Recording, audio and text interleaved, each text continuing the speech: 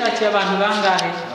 Abantu babiri bonyine, arangije abandi agiye kwigisha bakajya bamwumvira ubusa, ariko aricara arituriza.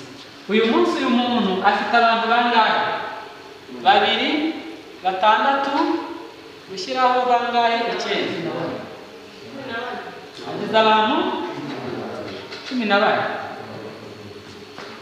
Iriya ni ikipe ye yose, kandi yinjije abantu bangahe? Ni ukuvuga ngo kubaka ikipe ntabwo ari ibintu biruhanyije. Weho tera intambwe, ushaka umuntu umwe umwigisha byumve, ubone 2 babyumve cyangwa 3, nushaka abo ngabo bazagenda bagukorera akazi gasigaye.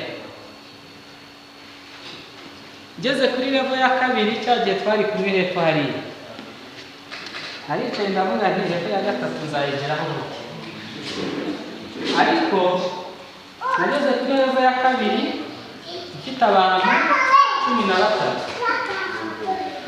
Abo bantu 13 njyewe bo nari ninjijemo bari abantu 4, abandi bagiye bakomoka kuri abo babinjije. Bigeze aho ngaho nibaza ukuntu nzageza abantu 30 kugira ngo njye kuko ukurikiye. Nta wundi muntu nongeye kubona, cyokora byantwaye igihe gito kugira ngo mbona nk'abantu bandi 2. Abandi bose bagiye baturuka muri babandi natumiye. Amafaranga agenda yisukiranya ajyaho, mbona miliyoni 2 zigeze zageze rero nta na product yindi ndaza. Nabyumvise.